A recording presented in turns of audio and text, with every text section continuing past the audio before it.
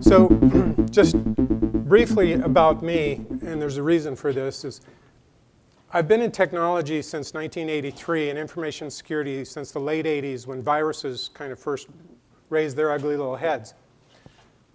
And I've been a CISO for 3 different companies. And the reason I mention this is because as I go through this, I don't want anybody thinking that I'm some quant geek that only thinks in numbers and is kind of out there from a practicality or pragmatism perspective, okay?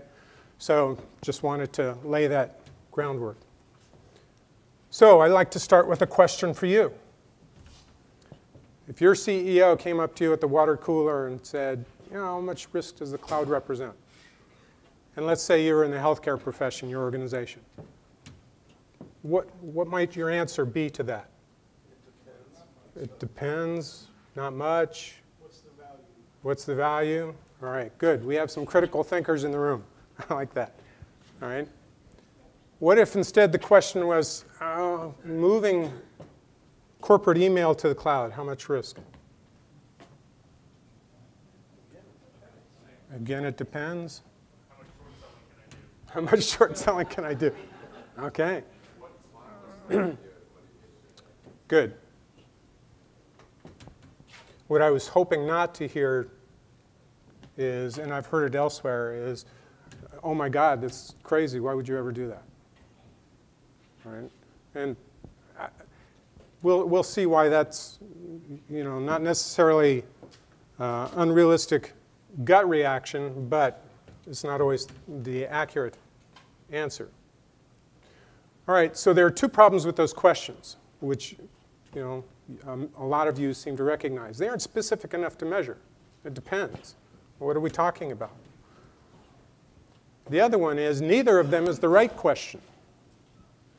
The question should be how much more or less risk will we have in moving email to the cloud? All right, because email is not a net new part of your risk landscape, right? So you're talking about a change.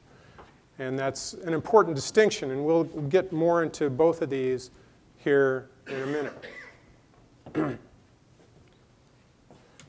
Bottom line, meaningful risk measurement requires, first, a really clear articulation of why you're going to do the measurement. And we'll see how that applies to the actual analysis process here in a minute. But you have to have that why.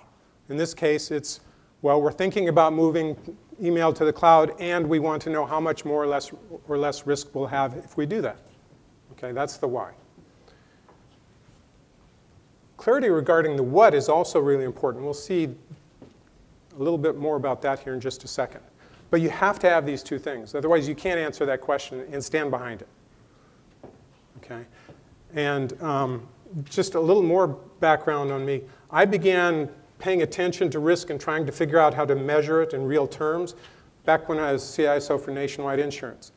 As a brand new CISO there, and the first thing you have to do as a new CISO is put together a strategy and go beg for money, right? So I went on my dog and pony show to management, and one of the executives said, so tell me, Jack, how much risk do we have?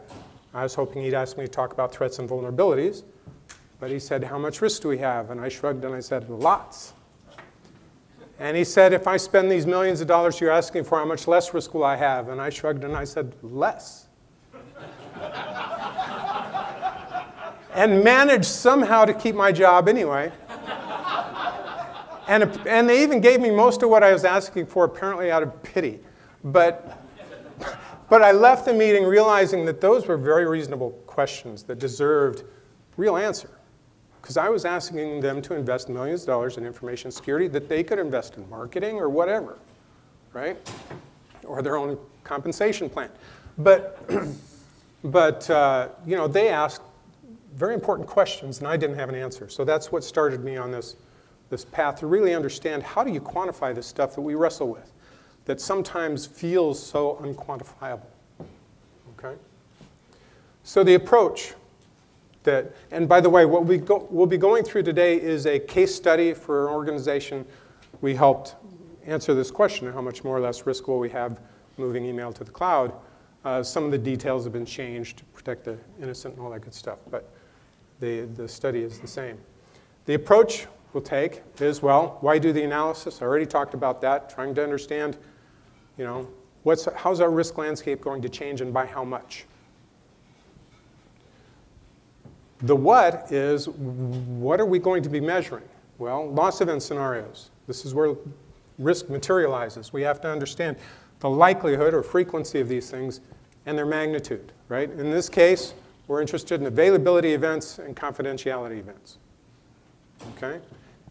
Now, with those two things, now can we start measuring? Not quite, okay? We need even more specificity because there are a number of different ways in which confidentiality can be compromised, a number of different ways in which availability can be compromised, right? And in this case, because we're actually, the question we're trying to answer is a current state versus proposed future state, we have to understand which of those scenarios is net new, okay? So this the more specific you get, the easier it gets to measure. Now, there's diminishing returns. At some point, you don't want to be counting grains of sand on the beach. You can die of old age and boredom trying to analyze, you know, in atomic granularity. There's a point of diminishing returns. But you have to have, as you'll see as we go along, at least this kind of specificity in order to put numbers to anything. It's remarkable how easy, people think that quantifying risk is hard because of the numbers. No, the numbers are the easy part. Honestly. The hard part is scoping the analysis. When we teach people how to do risk analysis, the fundamental concepts and ontology and such that we'll talk about here in a little bit, that's easy. It's not rocket science. You know, that takes a couple hours to go through. What takes time is getting people to think differently about how they're going to go about measuring, how they're going to describe the things that they're going to measure. That's where the learning curve is. Right? And you have to have this kind of breakdown. You have to understand the question. You have to understand it to a certain level of specificity if you're going to hope to put numbers around it that you can defend. Okay? But once you have this specificity, the numbers are not the hard part. So now can we start measuring? Or do we even need to measure? Because at this point, we have 3 net new scenarios. Could it be that we can say, look, clearly we have more risk because we've got these new scenarios? We'll see, all right? The answer typically is no, it's still a good idea to measure. So in order to, so we've identified the scenarios we're going to analyze and measure, right? But what model are we going to use to measure, right? What's the most common cyber risk model in use today? Anybody?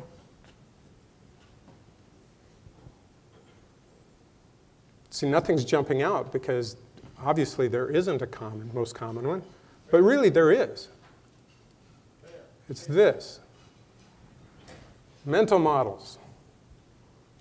It's medium. That's the most common risk model in use in our industry. It's the mental model of whoever's sticking their wet finger in the air. Right? Why should this scare us? Let me ask you a question. How many people in here, given the opportunity, would ride on a space shuttle mission? Show of hands. Yeah, some risk takers. All right. How many of you who raised your hands would ride that mission if you knew that the engineers and scientists who planned the mission and designed the spacecraft couldn't agree on the definition of mass, weight, and velocity?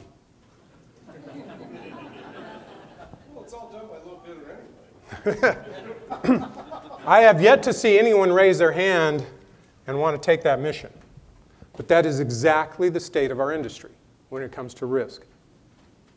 You ask 60 different people for their definition, and you're going to get different answers. And then you ask them to explain their definition in any sort of terms that support or facilitate measurement. It gets really funny really fast. Okay? But that's where we are when it comes to measuring risk. Okay? So that is the challenge, or one of the problems we face. And I think it's one of the first challenges we have to solve as an industry, as a profession, if we really want to evolve into more meaningful measures of the things that we're responsible for managing. We have to have terminology straight. Otherwise, we're pretty much dead in the water. So for this case study going through, we'll be using the FAIR ontology. How many people in here have heard of FAIR? Factor Analysis of Information Risk. Okay, it is the taxonomy. It's more accurately called an ontology. It's a framework for measuring risk. FAIR stands for Factor Analysis of Information Risk. And I began working on this right after that fateful meeting when I was CISO at Nationwide. I thought, this has to be measurable. If we care about it, if there's pain involved, it has to be measurable, right? And so this FAIR ontology is what I put together, and we'll use this as the framework, the model, if you will, for analyzing quantifying risk in this case study. It has loss event frequency as one of the branches, how often bad things are likely to happen. It has threat event frequency, how often are things likely to happen that could result in loss. Right? This might be attacks against a website. Right? And loss event frequency then is a function of that threat event frequency and how vulnerable you are. In other words, the probability of that threat event becoming a loss event. Now, the ontology goes to deeper levels of abstraction in the branches I'll show you here today, but generally, you don't have to get way down into the weeds to do these kinds of analysis, but it's nice to have that depth there when you need it, which most of the time you don't need to get way down into the weeds.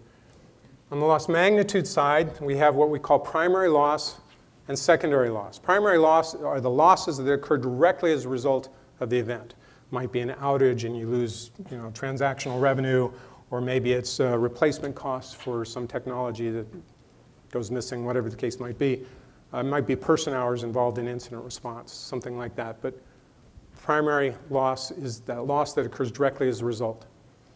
And then secondary loss you can think of as fallout, fines and judgments, lost market share through reputation damage, whatever the case might be, all right? Notification costs. Anything that you have to, any pain or cost that you incur in dealing with what we refer to as secondary stakeholders, which could be customers, stockholders, regulators, competitors even, right? But this ontology, one of the advantages is it has very clear definitions for the elements within it, right? So there's people who are using this can have meaningful conversations and not be confused about what the other person means. It can make a big difference. How many people in here have sat across from a colleague, or maybe not a colleague, but maybe it was a consultant or a regulator or an auditor or somebody who was saying something was high risk and you're looking at them like, are you kidding?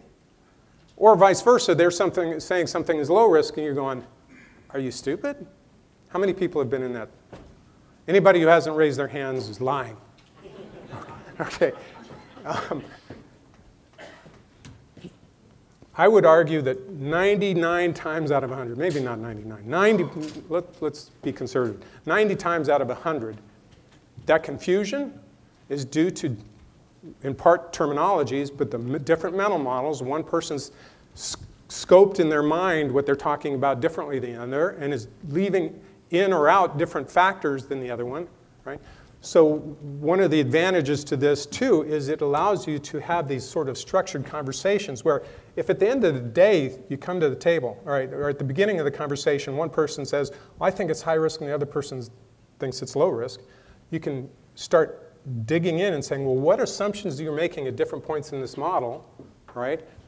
Because it's those assumptions and the differences there that drive the vast majority of the differences in one person's risk level versus the other. Right? So that's one of the big advantages I've found to using this. I've also, on rare occasions, I'm not mean by nature, but I have used it to beat people up. If they come to me arrogantly and say something is high risk or whatever, and if they're being just a jerk about it, I'll start prodding them to rationally answer the questions that make up these factors, and they will stumble on themselves every time. Okay? But at any rate, it's a good tool in terms of getting clarity around the conversations. So why FAIR? Well, it's well defined and documented. It's an open international standard. The Open Group has established a standard around it and a professional certification for practitioners around it.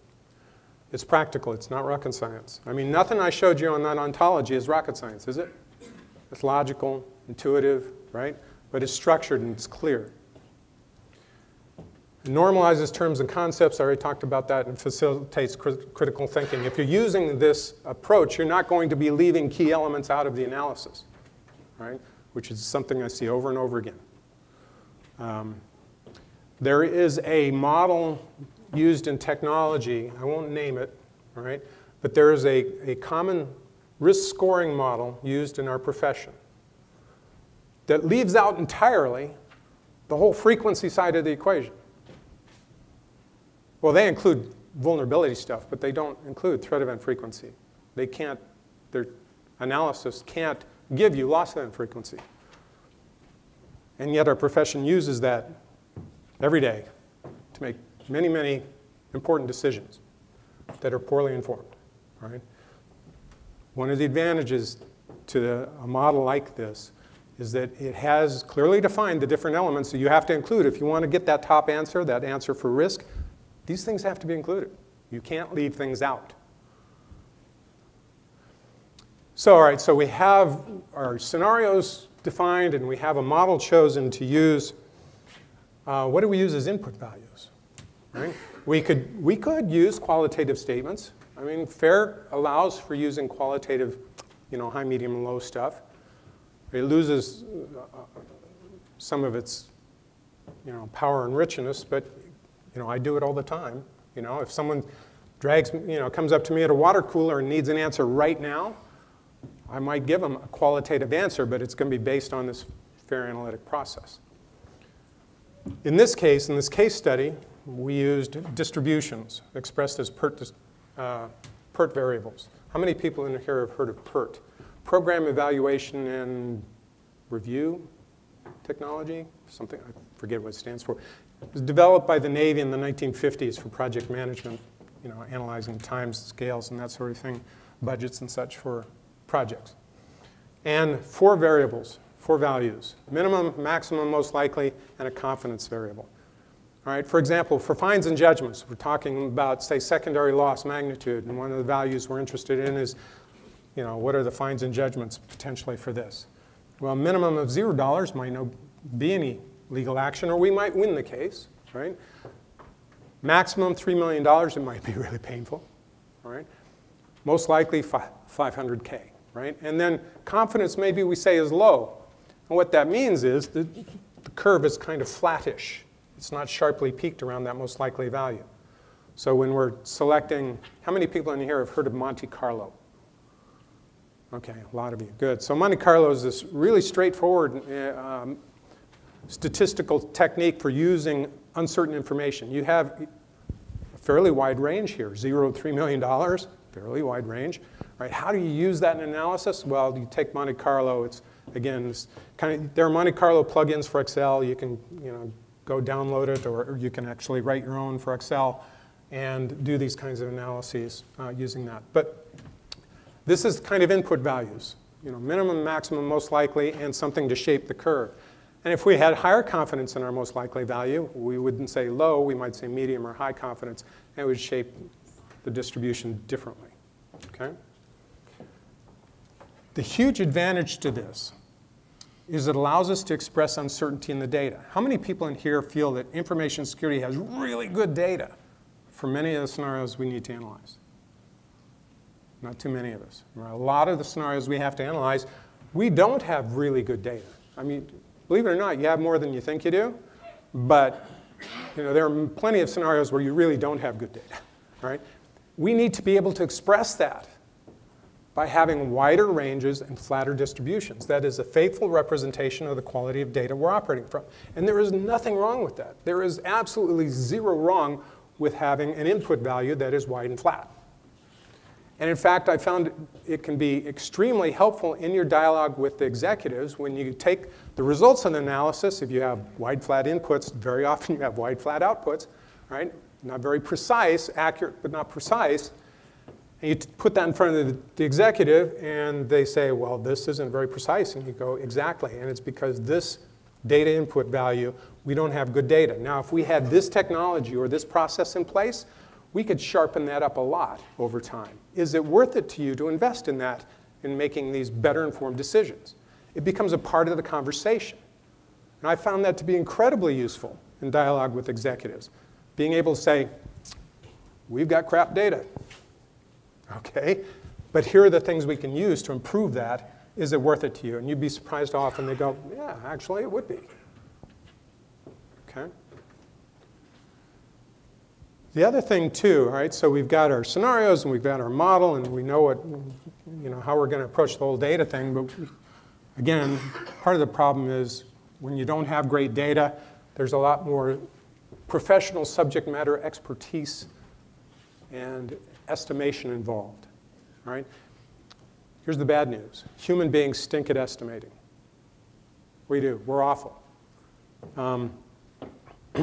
What profession, studies have shown, what profession do you think is amongst the worst at estimating? Software development.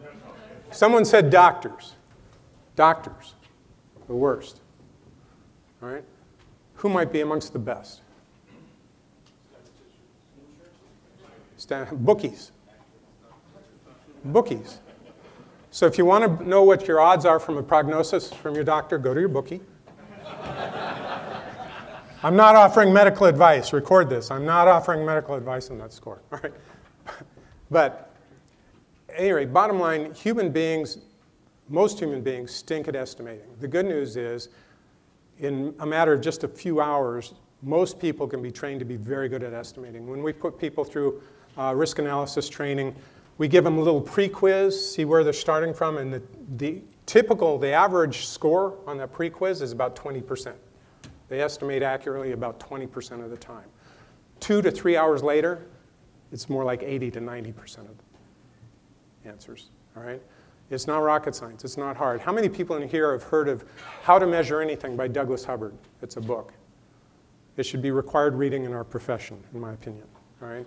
It has a great chapter on estimation, calibration, and how to apply these techniques. Or you could go online, there are websites on calibration and that sort of thing. It's not rocket science, it's really useful, if for no other reason, to be able to tell with better confidence, your wife or husband when you're going to be home from work, right? More accurately, with more confidence.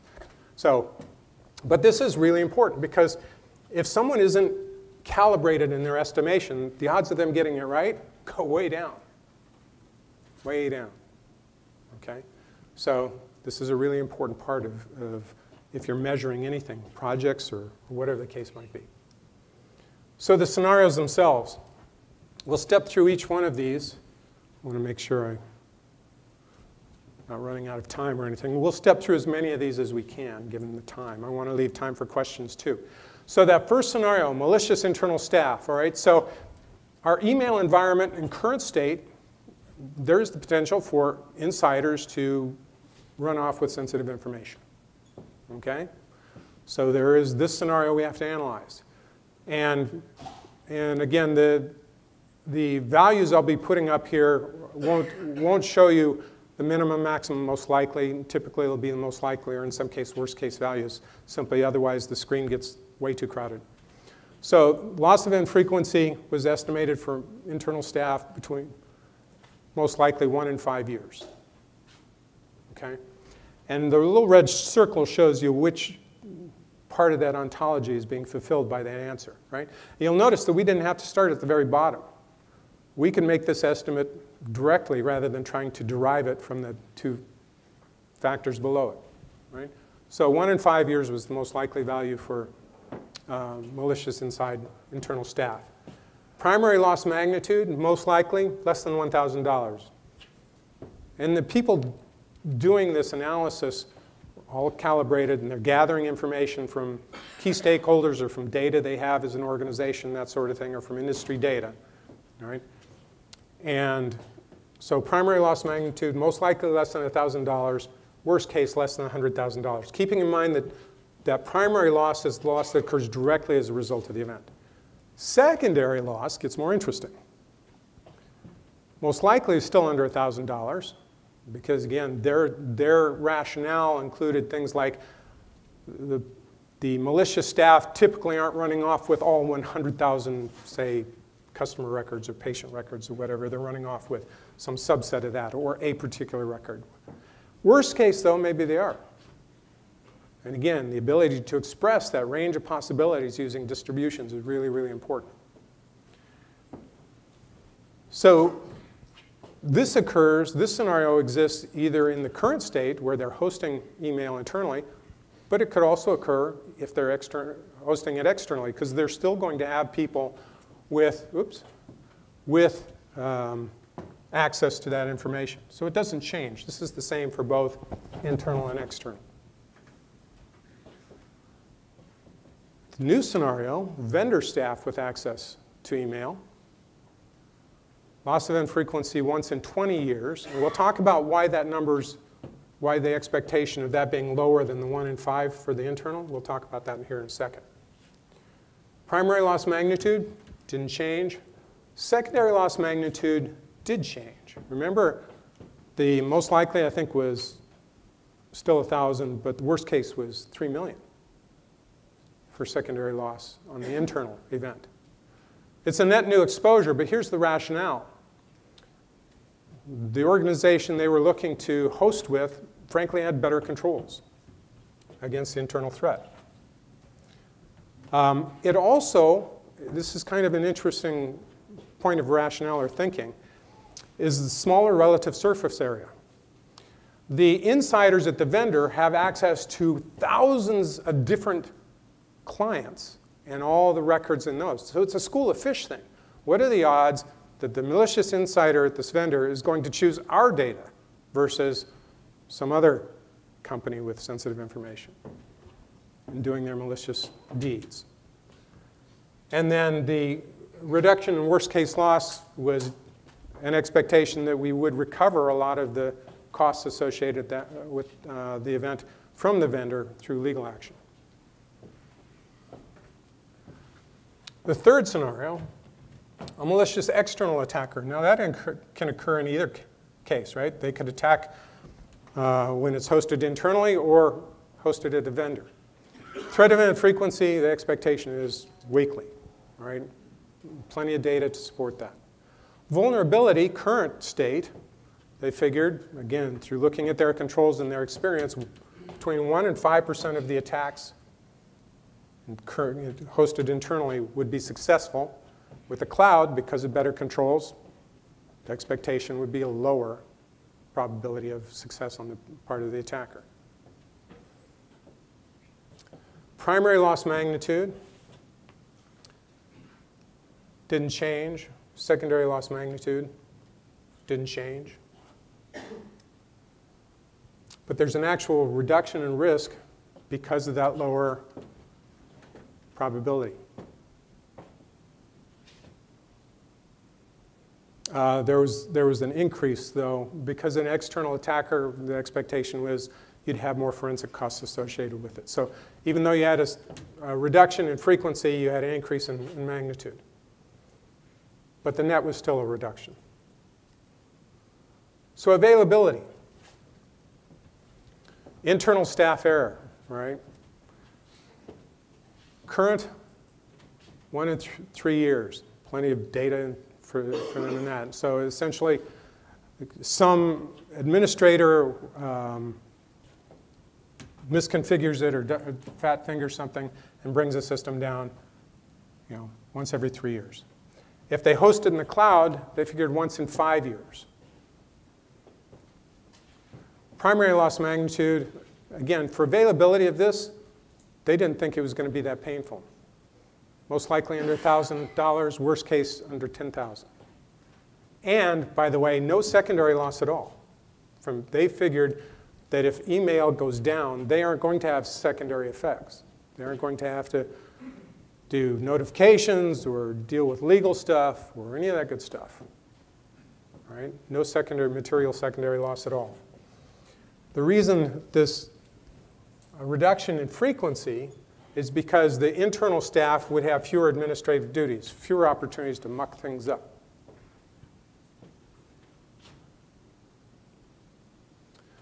The second scenario was the vendor internal staff. This is a net new scenario because the vendors didn't have access before. Loss event frequency, once per year, they figured. And again, this is the kind of thing they had actually pretty good data for. Loss magnitude, again, primary loss magnitude, not that much. And still no secondary loss. Net new exposure, not a big deal.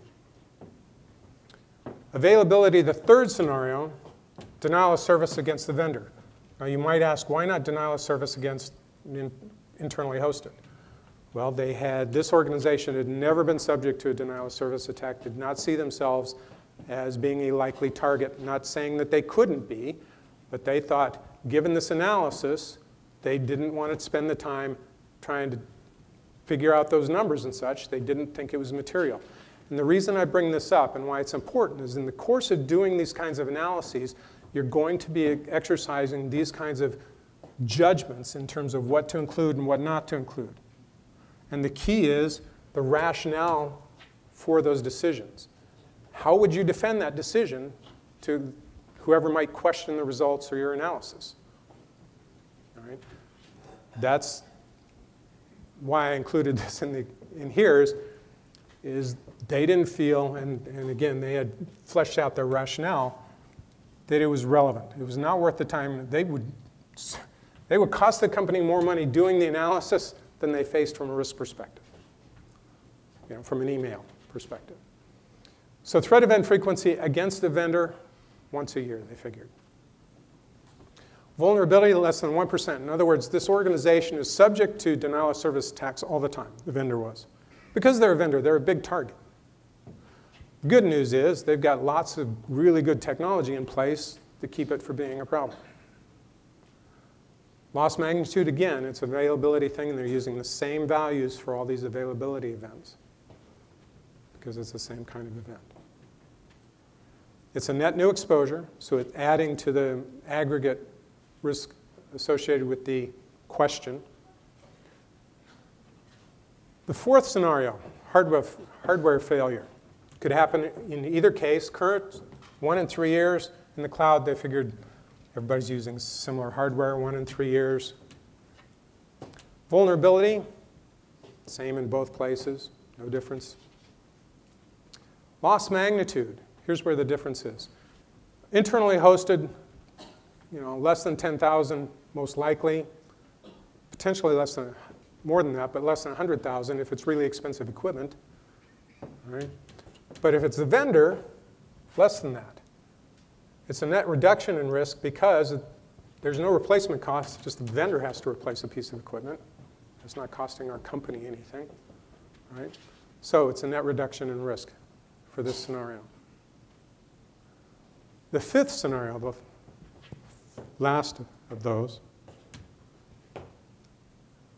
internet outage. All right, once in 20 years currently, given the level of redundancy they have and the service they've had as a company. Cloud, they said once every 50 years. We'll get to why here in a second. Again, the same loss magnitude for the values for the loss magnitude parameter. It's a net reduction in risk because it's happening less frequently, and it's because the vendor has better infrastructure and support than this organization. So the conclusions were, overall, a net reduction in risk of about $32,000 on an annualized average. Slight increase in availability risk, but that's made up for by a reduction in confidentiality risk. And this little table here in the corner is showing when you have distributions on the input, you get distributions on the output. So which number in this distribution are we going to represent to communicate to management? Right? Averages are useful but dangerous. Right? How many people in here have heard the term averages lie? They can. They're not so much liars as they leave things out. Right? But when you're communicating, or what I like to do when I'm communicating risk to decision makers, is show them kind of the range. The 10th percentile in that distribution, maybe the average, and maybe the 80th or 90th percentile. So they get a sense for kind of the range of what they're looking at. Right? And every decision maker, or at least every organization, will tend to gravitate towards a different point on that distribution for kind of driving their decisions. The really conservative, paranoid ones will tend towards, they'll be looking at the higher end of the distribution, the scarier end, and the less conservative will be looking at the lower, less painful end of the distribution. But again, at least it becomes a part of the conversation. And it's put into terms that the business can understand. Now, if we had not quantified this question, all right, if we had to answer the CEO at the water cooler, maybe, how many of you work for a CEO who's not going to be okay with "it depends" as an answer? Anybody? I've worked for a couple of them. Right? They're not okay with "it depends." Right? They want an answer. And sometimes they're not even okay with, "let me get back to you with that." Right? Sometimes they want an answer now. Right? And in the absence of being able to do this kind of analysis, or maybe we were asked the question, we didn't have at our disposal this kind of analysis, right? We would be stuck with, well, I think it might be okay. There could be risk there. Right? It would be really hard to answer that question in terms that would be meaningful, defensible, and really help that decision maker understand, should they do this or not? Right? Now, in this case, this particular organization, the good news is, the business came to the information security team in advance of making the decision. A lot of times, we hear about it afterwards, right? And then we're just informing them how much risk they've taken on. But in this case, the organization came to the security team and said, we're looking at doing this to cut costs, which, to your point before the conversation, isn't always going to happen when you move to the cloud, but that's a different question. But they came to them and said, we want to understand, we want to make an informed decision. We hear horror stories about the cloud and risk and stuff, and it's scary. So tell us, is this really scary? Well, the answer in this case was, no, it's probably a good idea from a risk perspective. Right? And that was the decision they went with. Right? So it was a better informed decision than I don't know, less, more, medium. Okay. So the net decrease in risk, but in order to do that, they had to understand the purpose of the analysis. Why, what are we analyzing against? How is this information going to be used? Have to understand the relevant scenarios. Now, we could have subdivided the scenarios into even more granular chunks, if you will. All right? And when you get more granular, you get higher precision, but at cost for the level of effort. And there is a misperception in our industry that quantification is painful and time-consuming. And I'll show you, the last bullet in this slide will show you how long this analysis took for this organization.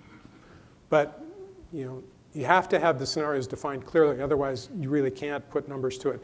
Even if you're not doing numbers, if it's not clearly defined and you're calling it medium, BS. I'm going to be the first one to start probing and seeing if you can stand behind that. When I go into organizations and they put their list of high-risk issues in front of me, 70 to 90% of those issues don't stand up as high risk once I get through probing.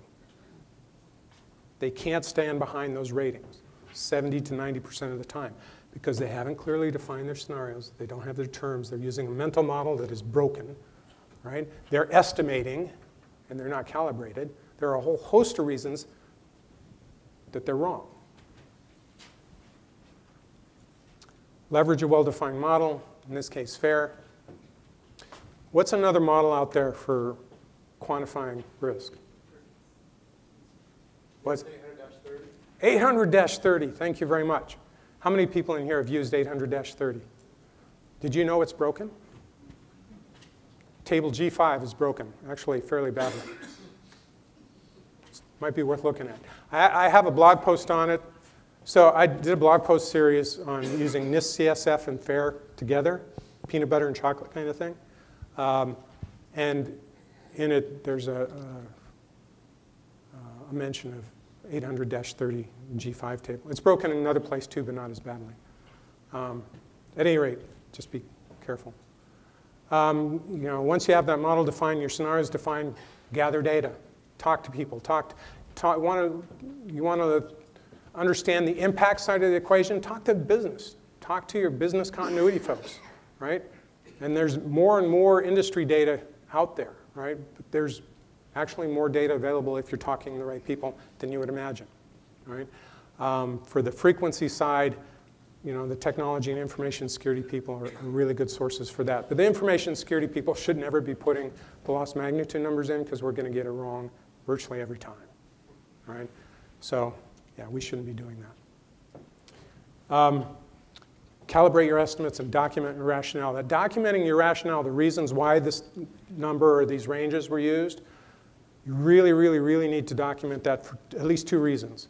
One is if you ever have to revisit the analysis 6 months later, you're not going to understand or remember why you used the range you did, right? Document it. If you need to defend it again, you know, to someone who's pushing and probing, all right, it's really good to have that there.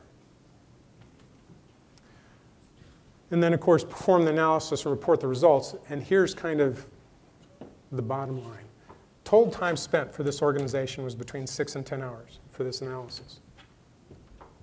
That is not an inordinate amount of time when you're faced with a question like this. I've done an analysis for an organization. Here's the scenario. They were concerned about, it was a financial services company, and they were concerned about, you know, advanced persistent threat. You know, someone getting behind the wire and rummaging around for months, and they figured with our internal controls, a bad guy could be inside our network forever, and we'd only know it if we tripped across them.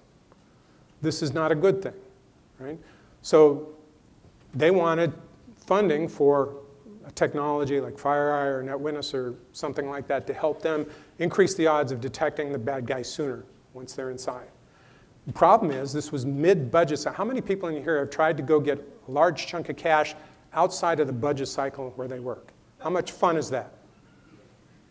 It is typically not a good time, all right? But that's, this organization was like, well, we don't want to wait. You know, things are getting really scary, right? So did the analysis for them, a current state analysis. Here's how much risk you have, current state with the current detective technologies. If you employ this, you know, better technology, here's how much less risk you have. It was an annualized reduction in risk of over $13 million. That was the easiest money they ever went after because they had done their homework. And they could express it in terms that were meaningful to the business. Okay? And you know how long that analysis took? 45 minutes.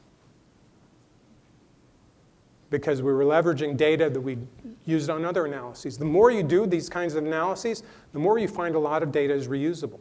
And they become more and more efficient. All right? So 45 minutes, they had the means to go get, you know, several $100,000 for technology they wouldn't have had a prayer for otherwise. It is not as hard, it is not as time consuming as commonly believed. So resources out there on this, if you're interested in learning more, there's the FAIR Institute. It's a nonprofit organization, stood up earlier this year. It has over 500 members already from around the world.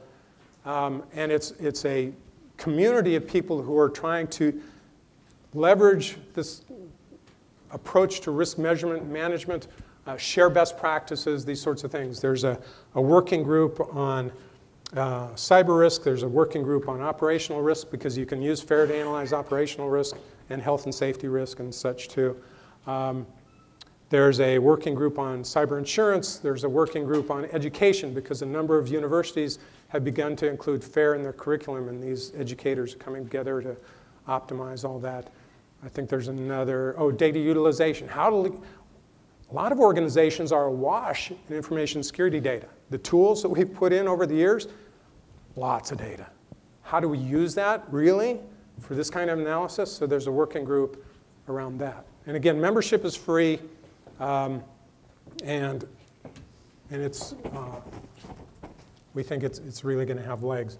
There's also a first annual FAIR conference starting on October 14th in Charlotte, North Carolina. If anybody is in that neck of the woods or wants to come, and that's, again, where people who are using these kinds of approaches are going to come together and such. It's a one-day event. The open group, again, that organization, international consortium made up of over 400 companies from around the world, big companies, adopted this as FAIR as their standard for measuring information security risk. And they offer a professional certification around it. Then the book I co-authored, it was published 2 years ago. Just this year, it was inducted into the cybersecurity canon as a must-read in the industry. And you can get that on Amazon, either paper or electronic version. And then risklens.com has some good resources on its website as well, if you want to learn more case studies and that sort of thing. So, questions? Yes, sir? So is there any plan to fix 800-30? I don't know. The question was, is there any plan to fix 800-30? I haven't had those conversations with NIST. I mean, I have told them, I've shared. Have they acknowledged that there's a problem? Not as far as I know, they have not acknowledged that there's a problem, but it's pretty hard to miss. Industry data, just where would you start? Industry data, where would I start? Industry data, yeah. Yeah, so I'm a big fan of Verizon DBIR. Verizon DBIR report, their annual report, especially the last one had actually lost magnitude. Previously, the DBIR report only had sort of vulnerability and event frequency sorts of data, but they've started including loss magnitude. It's really well derived. Ponemon, how many people in here have heard of Ponemon and those numbers? Ponemon has done studies to kind of help provide loss magnitude numbers, but they're problematic because they're good numbers if the scenario you're analyzing is fewer than 100,000 records. If it's more than 100,000 records, don't use that data because it'll steer you wrong every time. So just be careful how you use it. Do those things kind of feed into GRC tools like Archer? They can, yeah. Yeah, and we're actually building an API for Archer in our stuff here shortly. So, yes, sir? Two questions. One, can you go back a slide? Just briefly. Okay. Oops, back. Thanks. And the other one is, at the beginning you spoke of an estimation class, a course that's offered. Can you speak to what course? Yeah, the estimation. So if you look online for, look up calibration or calibrated estimates, there are websites with actually online tools and tests and exercises to help you. Douglas Hubbard has a book, How to Measure Anything, that has a whole chapter on it.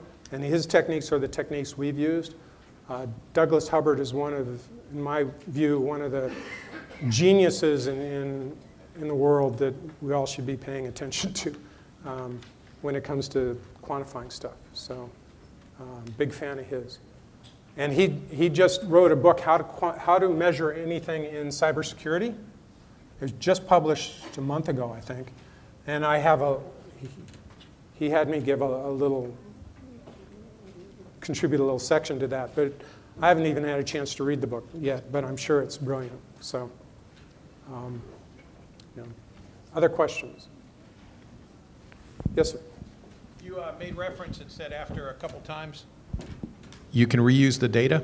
Where do you get the initial data set from? The initial data set from, so let's say we were analyzing how much risk is associated with a lost laptop, okay?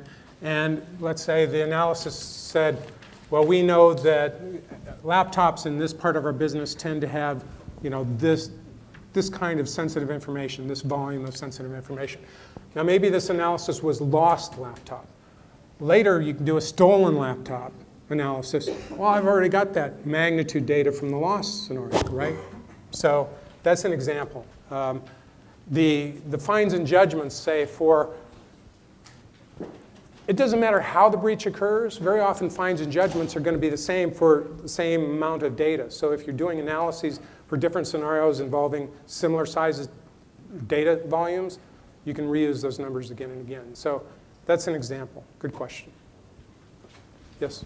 So if you could explain it briefly, what is the problem with NIST 830? If it's a brief explanation, Yeah, so if not, we can... NIST 800-30, picture in your mind, okay, try to get this right. It's a matrix, right? And the vertical axis is the frequency of threat events, how often, say, an attack takes place. The horizontal axis is the odds of those attacks being successful. And this is all qualitative statements, high, medium, low, that sort of thing, right? Very high, very low. So let's say that threat event frequency is very low, and the probability is very high. So it's very likely that if an event occurs, you're going to get burned. They put in there as a overall likelihood of loss, I think it was medium or even high. It's moderate, yeah. No, it's actually, you can't have a higher frequency than you have of the threat event. Your loss event frequency cannot exceed your threat event frequency, and they do that throughout the table. Thank you. And how do I know that? Because I made the same mistake when I first started developing FAIR. And something inside, I was looking at this and trying to apply this, going, this ain't right. And it took me a while to figure it out. So I sympathize. I understand why the mistake took place, but it's a pretty serious mistake. Yeah. Just kind of thinking about this framework. Would you spend more time trying to get to more accurate or more precise data, or number of characteristics, or number of things, I guess, that you want to compare relatively? Yeah, so there's a balance. So you can, the whole precision versus accuracy thing is one of the sort of mental challenges people learning this have to kind of overcome, because most of us are wired for precision. We'd like to give a single answer if we could, right? That's just not reality. So there is a balance to be struck, you know, in terms of level of effort. And when you start doing these, you learn pretty quickly. You say, all right, given what I know now, I'm going to have this kind of distribution, kind of how wide and flat it might be, all right? And you say, is it good enough for the question being asked and that sort of thing? You kind of gain an understanding of that pretty quickly. And you also understand, boy, to improve this, it's going to be this kind of pain. If nothing else, I'll go to the decision makers with my current state and, again, tell them, I can sharpen this up, but it's going to cost. If nothing else, hours, person hours, right? So it's that. In terms of the number of factors and kind of how deep you go into that, we teach people start as high a level of abstraction, high up in the ontology as you can, and only get into the weeds when you need to, right? And so again, it's one of those things that you learn through applying it actually pretty quickly. And there are certain types of events that lend themselves to operating higher or lower in the ontology. It's a really good question. Thank you. Other questions? Love these questions. Great audience. Don't forget to fill out your forms, please. Or leave them and I'll fill them out. Have to do that. Thank you very much.